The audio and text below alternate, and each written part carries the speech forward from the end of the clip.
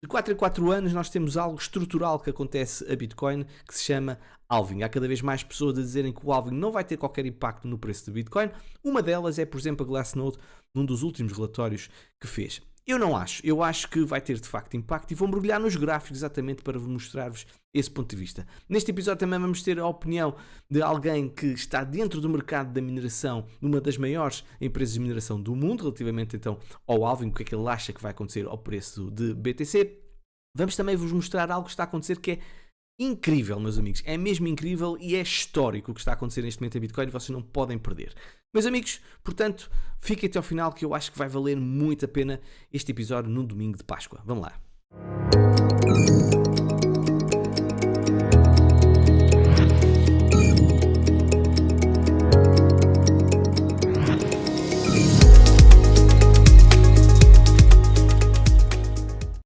Caríssimos, muito boa tarde, sejam bem-vindos a mais um episódio do Alex Cripto. Espero em primeiro lugar que esteja tudo a correr bem desse lado, desejo a todos uma excelente Páscoa e já que eu estou aqui neste dia de Páscoa e devia estar ali com a família, mas pronto, mas eu não consegui resistir, coloquem um gosto porque acho que é uma forma também de vocês agradecerem o trabalho que está a ser feito desse lado, nomeadamente num dia de Páscoa, ok? Meus amigos, não vou perder muito tempo, vamos já então falar aquilo que eu acho que é efetivamente mais importante. E vamos começar por uma diferentes análises, ok? A primeira análise eu quero falar na análise semanal. Nós tivemos mais uma semana e podemos ver que nas nossas velas de renko, que já sabem que eu estou a dar muita importância a essas velas de renko, não temos qualquer tipo de retração. Aliás, vamos fechar com mais uma vela verde se o preço não cair nas últimas horas do dia. Faltam cerca de... São 6 da tarde, portanto faltam cerca de mais ou menos 6 horas para acabar o dia. Se o preço cair acima, ficar acima de 69.992, vamos fechar mais um bloco verde aqui a BTC, mantendo então esta tendência de alta. Se nós olharmos para uma perspectiva mensal, está afastado, até prova em contrário, salvo alguma catástrofe que aconteça nestas 6 horas, está afastado de parte uma vela de rejeição na mensal, algo que eu já tinha falado há uns tempos atrás convosco e que tinha efetivamente bastante receio, porque chegou-se a formar uma Gravestone Doji Candle aqui na mensal, ou mesmo uma Shooting Star. Portanto, nem uma nem outra neste momento está aqui a formar, portanto parece-me uma vela perfeitamente normal, o que de facto indicia um bom pronúncio para os próximos meses. Podemos ter efetivamente uma vela vermelha no mês de Abril. Seria mau? Não, não seria nada mau, até porque já estamos a fazer algo que nunca fizemos, que é 7 velas consecutivas verdes na mensal a Bitcoin. Mas uma coisa é ter uma vela vermelha, outra coisa é ver uma vela tão poderosa que é uma vela mensal a dar um sinal tão claro de rejeição como se fosse uma Gravestone Doji Candle. Isso seria efetivamente bastante negativo, porque toda a gente ia olhar para essa vela e toda a gente ia ficar mais preocupada e se calhar algumas renitências para entrar no mercado e obviamente então faria com que houvesse uma maior queda do preço de Bitcoin. Brevemente para falar sobre o patrocinador deste episódio, NordVPN. Como vocês sabem, tem acompanhado aqui o canal já há uma série de meses. Aumenta a tua segurança na internet, navega de uma forma tranquila, seja dentro de casa, seja fora de casa.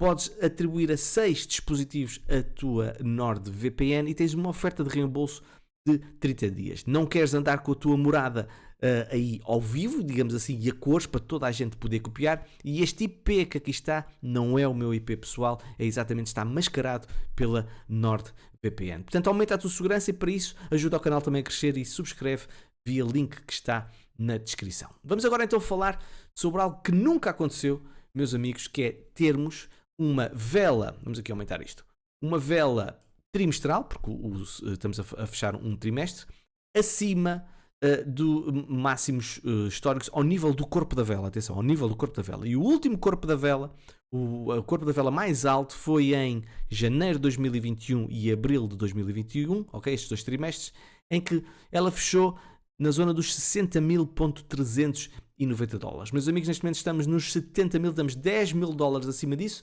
e cá está, olhem, nem por acaso, reparem bem esta Gravestone Doji Candle aqui a formar-se, que se formou, desculpem, em outubro de 2021, exatamente aquele fake out que nós tivemos nos 3 meses e o que aconteceu nos trimestres seguintes. Portanto, é o que eu digo, é uma vela muito, muito poderosa, principalmente em time frames superiores. Portanto, é muito bom ver isto que está a acontecer e é a primeira vez que temos este breakout tão expressivo. E se nós olharmos para os ciclos anteriores, nós temos sempre os bull markets, portanto, são tremendamente poderosos. Depois temos sempre bear markets, que basicamente até podem ser considerados zonas de acumulação. Se fizermos zoom out, isto mais ou menos parecem zonas de acumulação, certo? Por causa que eu tenho aqui este raio, aqui, este semicírculo, digamos assim. E sempre que quebramos o corpo da vela do máximo histórico anterior, reparem que aconteceu a seguir. Nós tivemos sempre um movimento muito expressivo por parte da Bitcoin. Aconteceu isso em 2013, aconteceu isso em 2017 e foi efetivamente mais demorado. E o breakout foi efetivamente mais curto, mais semelhante com o breakout que estamos a ter neste momento, porque aí poderá indiciar que se calhar temos mais semelhanças com o ciclo de 2016, 2017, o que seria excelente, não é? Toda a gente gostava de ver o ciclo de 2016 e 2017 repetir-se. E reparem o que aconteceu no ciclo também de 2020. Foi efetivamente um ciclo mais curto, um breakout muito expressivo. Depois tivemos mais 3 meses e foi basicamente o topo ao nível do corpo da vela que Bitcoin fez. Portanto, este sinal, meus amigos, este sinal que aqui está, não deve ser ignorado, porque sempre que nós tivemos a repetição de algo, sempre que nós tivemos algo semelhante a isso, o que aconteceu a seguir foi sempre upa. Os nossos portfólios ficaram super felizes e que assim continuam, ok? Vamos agora passar para outra análise que eu acho que é uma análise bastante interessante, e agora também temos que falar sobre o halving. Em primeiro lugar, dizer-vos que este indicador é exclusivo do Alex Crypto Premium. Há algumas vagas neste momento, não são muitas, atenção, mas vocês se quiserem tem o link na descrição do episódio e podem subscrever essa adesão. Mas basicamente fica muito claro que nós pintamos neste mês outra bolinha verde. Portanto, bolinhas verdes significa, tal como na estrada, estamos a continuar a ir em frente, certo? Está tudo bem, vamos continuar a ir em frente, mesmo que surjam momentos de retração. Aqui já não é verde.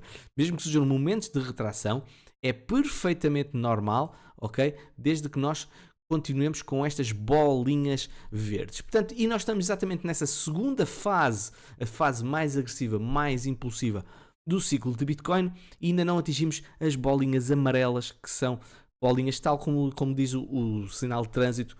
Cuidado, que as coisas podem de facto estar a terminar ou estão mais próximas de chegar ao final. Mesmo que nós tenhamos durante algum tempo bolinhas vermelhas, mas podemos ter o que aconteceu no ciclo anterior e é preciso ter algum cuidado. Portanto, para já, bolinha verde, tudo tranquilo, certo? Agora, vamos falar um bocadinho sobre o halving. Reparem bem, aquilo que eu tenho aqui, vamos agora já traçar o que vai acontecer no próximo mês, que é exatamente o halving. Portanto, o mês de abril vai ter exatamente o halving.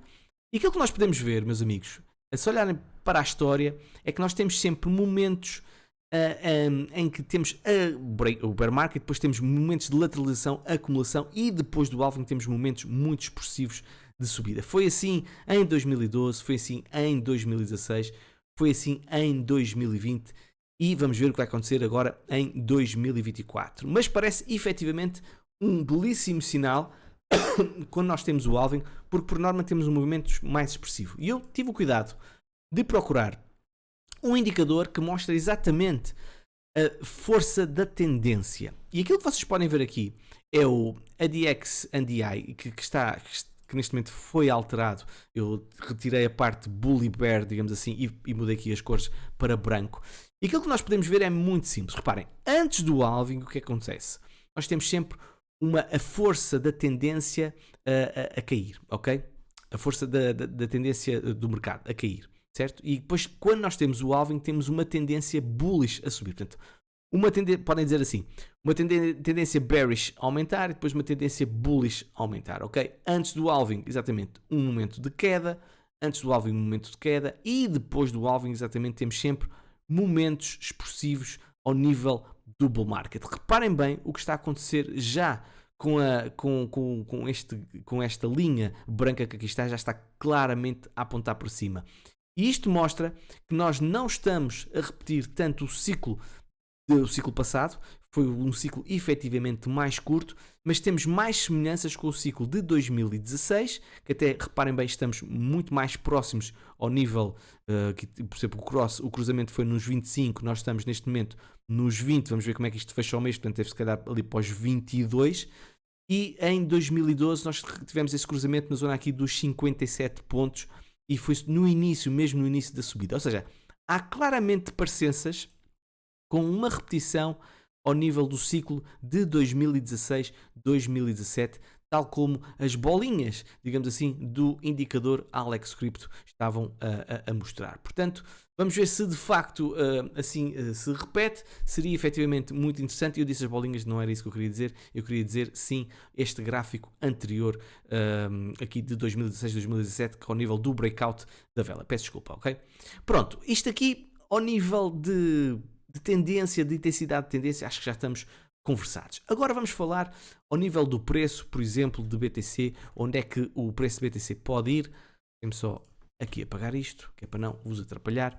Mas vamos pegar em algo, atenção, vamos fazer aqui um disclaimer já total. Eu vi um vídeo do Crypto Crew University e ele fala exatamente sobre isto e eu gostei muito daquilo que ele disse, acho que é uma análise excelente e eu tinha-vos trazer aqui. Portanto, esta parte que vos vou mostrar, vamos dar crédito a quem o merece, foi o Crypto Crew University que fez. Portanto, eu aqui apenas ajustei o pré, que é para vocês também perceberem o que eu quero dizer.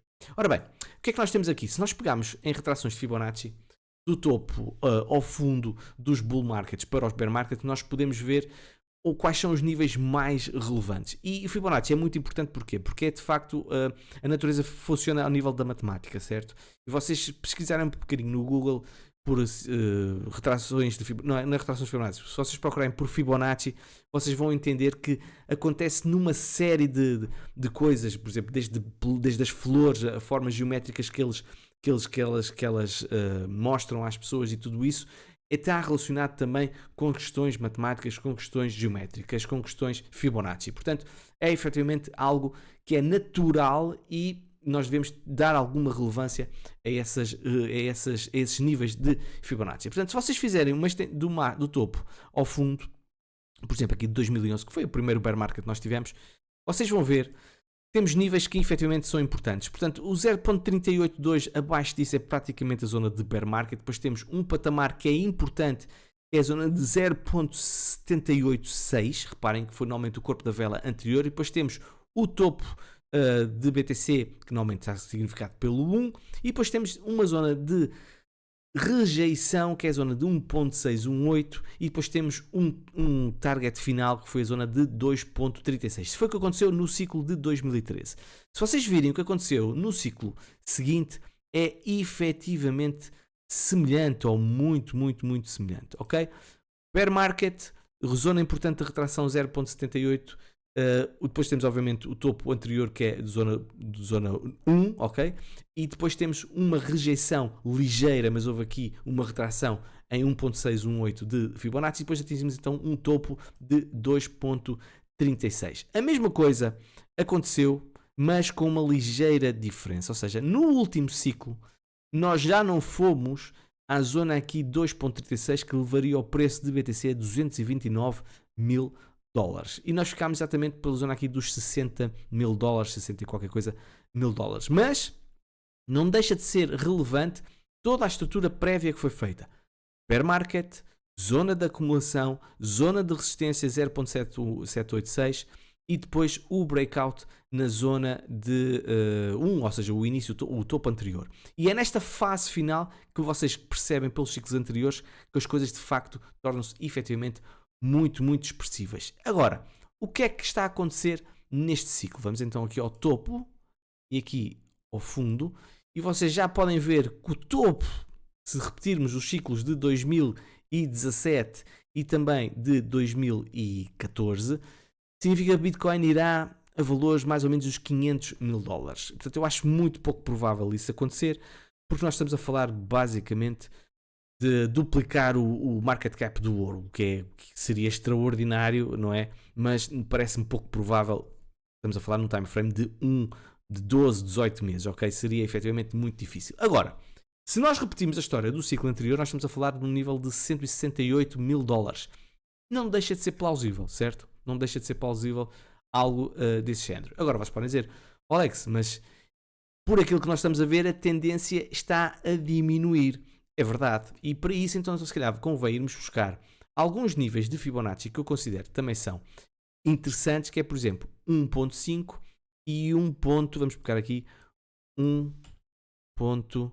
236, por exemplo, ou até mesmo 1.36, ok?